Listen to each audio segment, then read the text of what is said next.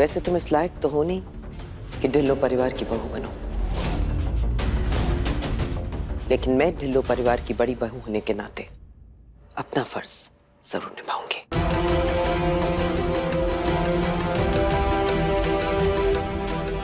नीली,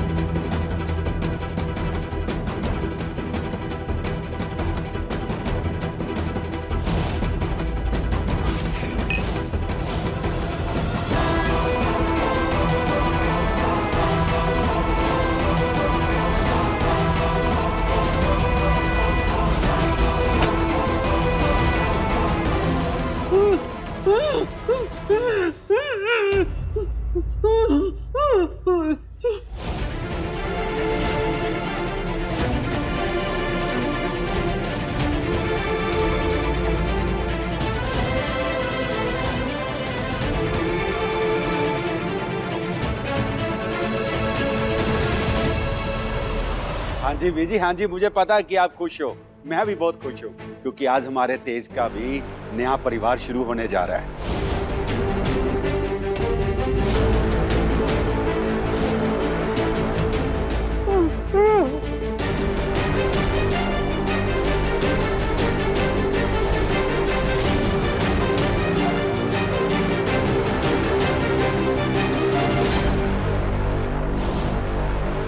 इस कलश को ढकेल के अंदर आ।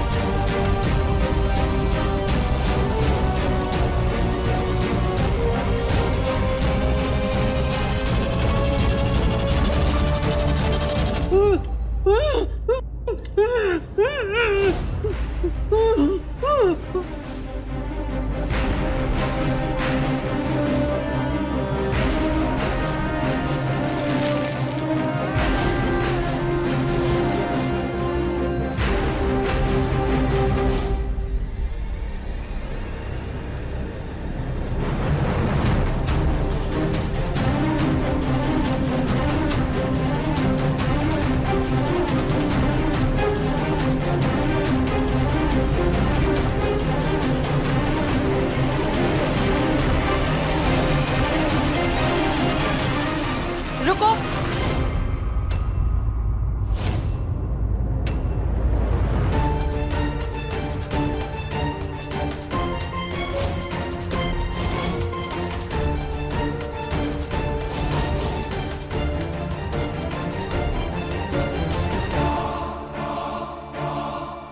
बीजी इस अलते की थाली की तरफ देख के कुछ कहने की कोशिश कर रहे हैं।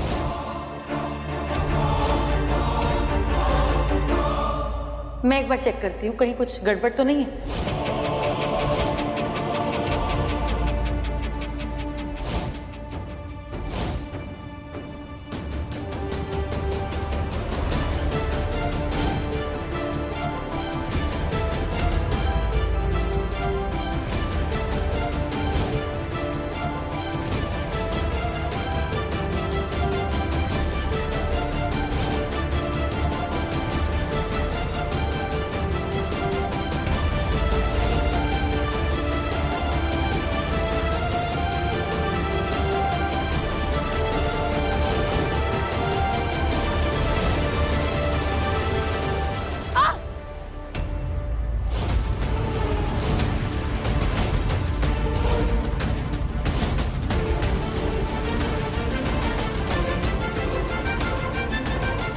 कुछ नहीं है हो जी, जिस तरह के माहौल में शादी हुई है तो सबके चेहरे उतरे हुए थे, तो मैंने सोचा थोड़ा हंसी मजाक तो होना ही चाहिए, है ना जी।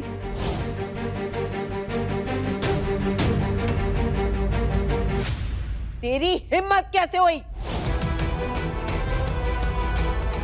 ये थाल मैंने तैयार किया है, किस हिसाब से इल्जाम लगा रही है तू मुझ पर? हाय पर जाई जी, कैसी गल्ला कर रहे हो आप? मैंने आपका नाम लिया है क्या? वो तो बीजी इशारे से समझाने की कुछ कोशिश कर रहे थे तो मैंने चेक किया है। तुम सबको चैन नहीं पड़ता ना जब तक मेरी बेइज्जती ना कर लो। सबके कलेजे में ठंड पड़ गई मेरी बेइज्जती करके। कोई मौका नहीं छोड़ते आप लोग।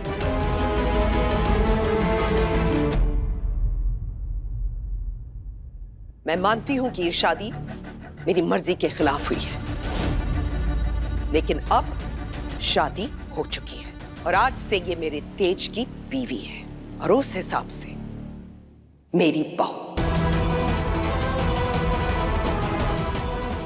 मैंने अपनी तेज की बहू के लिए बहुत से सपने देखे, खुशी से या फिर नाखुशी से।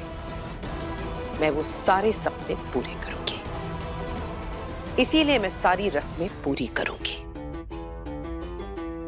खड़े खड़े मेरा मुंह क्या देख रही हो? मेरे पास सारा दिन नहीं पड़ा तुम्हारे स्वागत में अपना टाइम वेस्ट करने के लिए। आगे बढ़ो और गृह प्रवेश की रस्म को पूरा करो।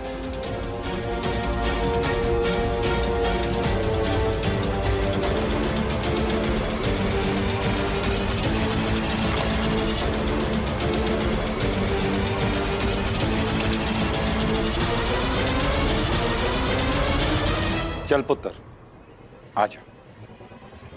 आज से डिल्लो हाउस तेरा ही घर है और इस घर की जिम्मेदारी भी अब तेरी है। मिमी, जी भाई साहब। बहू को तेज का कमरा दिखा दे। और हाँ, उससे पहले राजरानी, हमारे खानदानी जेवर जो हैं वो बहू के लिए लेके आओ। पुत्र,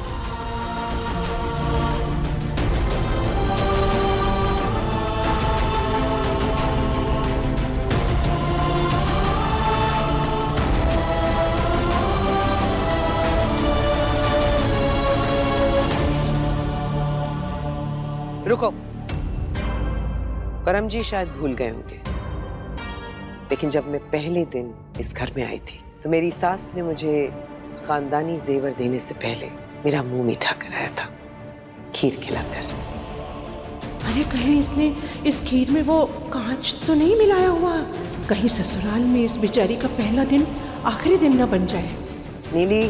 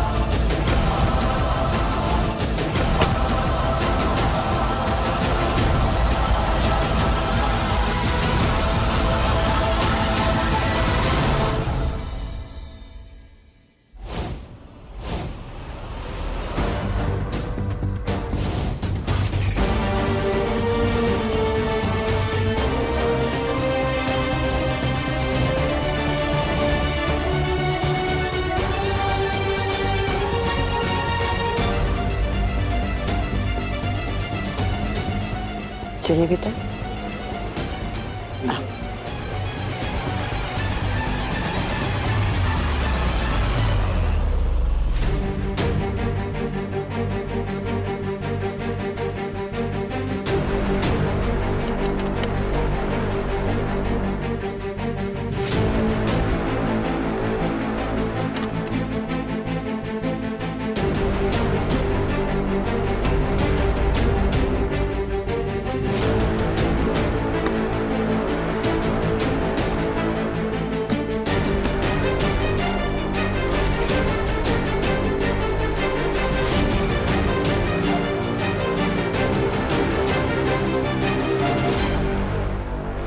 ये ढिल्लो परिवार का खानदानी हार है।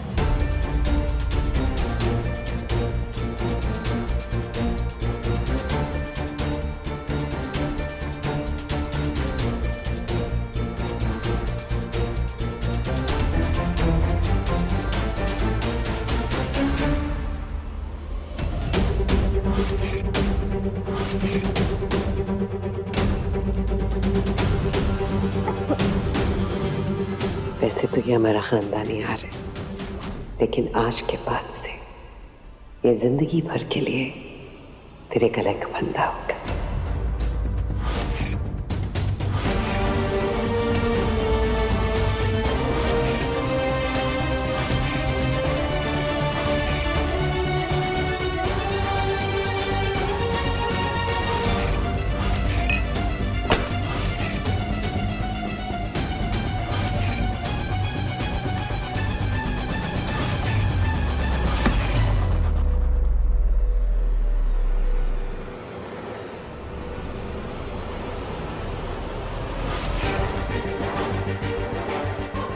कोई सोच भी नहीं पाएगा कि मैंने ये प्लान किया है।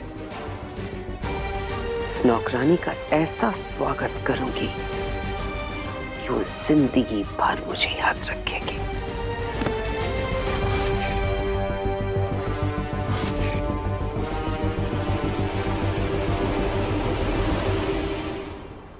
नीली, इसे कूड़े में फेंक। नहीं, ये मेरी माँ। बेटा, आज के बाद से हम ही तुम्हारी माँ और तुम्हारे बाप हैं।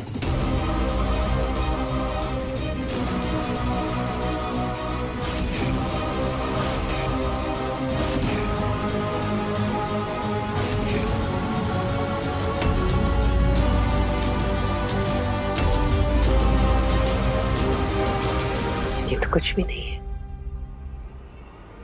अब इस भार को तू जिंदगी भर उठाएगी।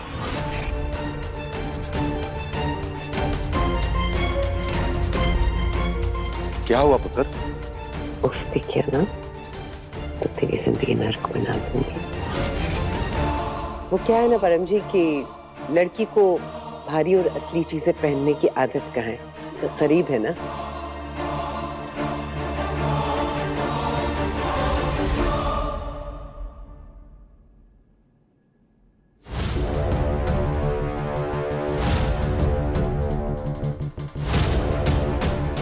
नीली,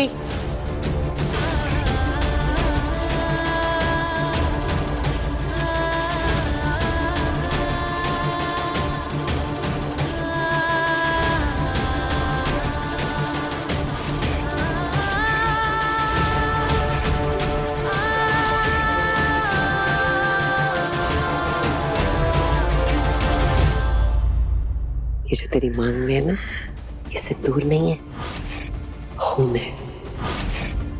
कितनी प्यारी लग रही है ना ये मेरी खूबसूरत बहू।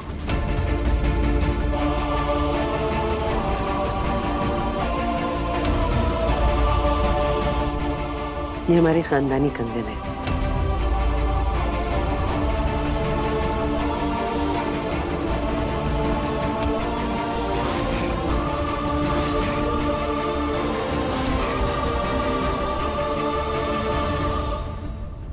पैसे पे तेरी नजर थी वो तो तुझे मिल गया, लेकिन एक चीज कभी मत भूलना, ये पैसा तेरी सबसे बड़ी बदकिस्मती लेकर आया है।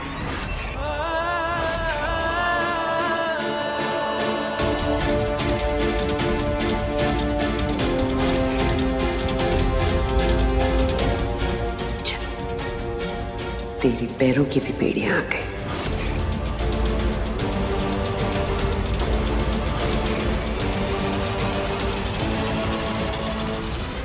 पुत्र, तू जाके आराम कर, थक गई होगी। विमी, बहू को तेज का कमरा दिखा दो। जी भाई साहब। विमी, मैं जाऊंगी। मेरी बहू है, मैं लेकर जाऊंगी। अब पर वो मुझे बाथरूम। हाँ तो मैं लेकर चलती हूँ ना। क्या है ना बेटा, घर इतना बड़ा है कि तुम कहीं खो ना जाओ। इसी बहाने से तुम्हें घर भी दिखा दूंगी बेटा। राजरानी पुत्र, इसे रसोई भी दिखा दे। कल इसे रसोई की पहली रस्म करनी है।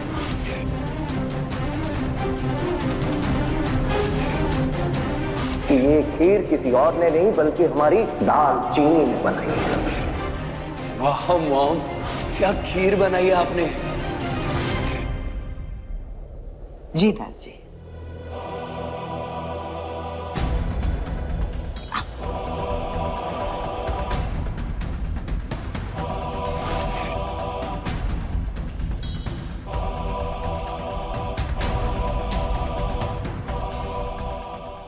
आज ये नीम के पत्तों से शहद कैसे टपकने लगा? ड्रामे कर रही है ही ड्रामेबाज। एक छोटी सी कबूतरी थी। उसने एक दिन तय किया कि वो एक बड़े से पेड़ की टहनी पर अपना छोटा सा घोंसला बनाएगी। उसी पेड़ की सबसे ऊंची टहनी पर एक बाज रहता था। छोटी सी कबूतरी जो थी ना, वो ऊंची उड़ान भरने के सपने देखती थी, लेकिन बाज से ऊंचा तो कोई उड़ ही नहीं सकता। एक दिन बाज ने अपने बड़े बड़े पंख यूं खोले और छोटी सी कबूतरी को दबोच दिया कि कबूतरी का दम घुटने लगा, उसे सांस आनी बंद हो गई। और तुझे पता है, उस दिन के बाद से वो छोटा सा घोंसला आज तक उजाड़ है, उसमें कोई नहीं जाता।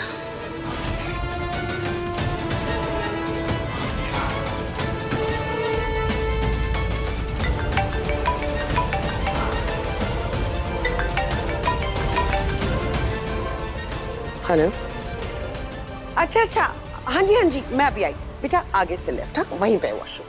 हाँ बोल।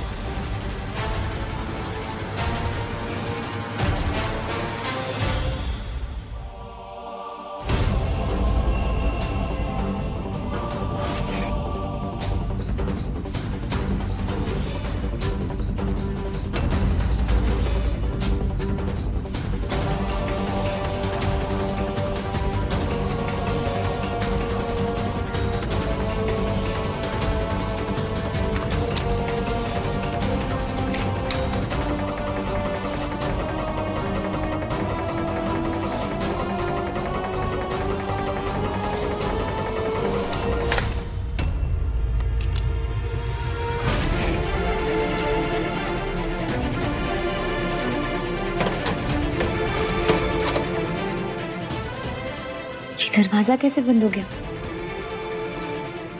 मैडम जी आप बाहर है क्या?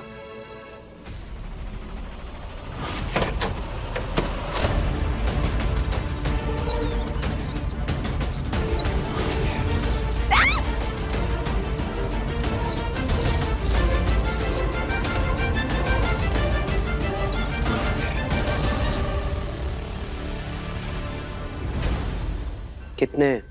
बहुत सारे। अब आएगा ना मजा।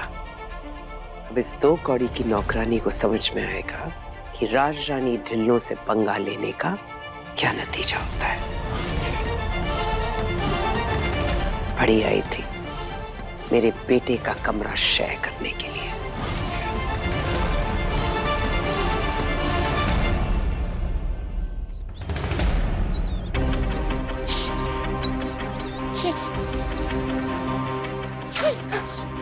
इतने सारे चूचू हैं। कोई है? मैडम जी आप बाहर है क्या?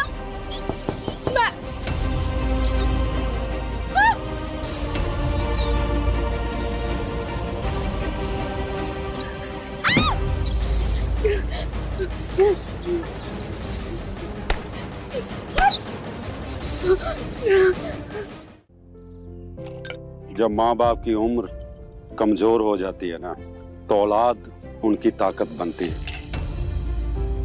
मैं मानता हूं कि हालात ने हमारे बीच एक दीवार खड़ी कर दी है, लेकिन हम दोनों ये नहीं भूल सकते कि तू मेरा खून है।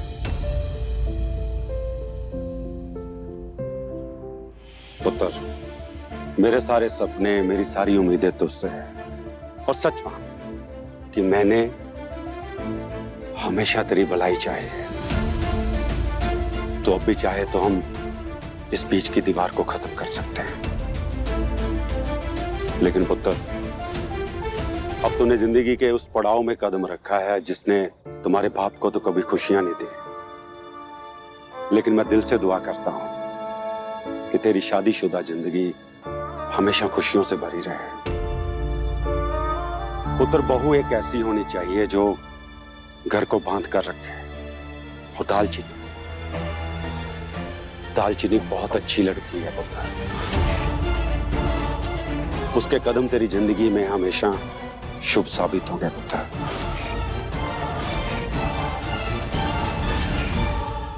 तुझे एक बाप की हैसियत से नहीं, बल्कि एक दोस्त की हैसियत से कह रहा हूं कि अपनी शादी को हमेशा निभाने की कोशिश करना।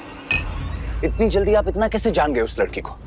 या सिर्फ वो आपको इसलिए अच्छी लग रही है क्योंकि वो मॉम को पसंद नहीं है? क्योंकि मॉम के खिलाफ जाना तो आपकी पुरानी आदत है ना।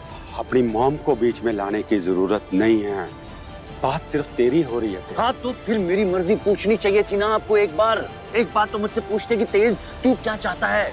पूछा आपने मुझसे? करते हो पुत्र, क्यों गिले शिकवे का बोझ अपने सीने में लेके घूमना चाहता है?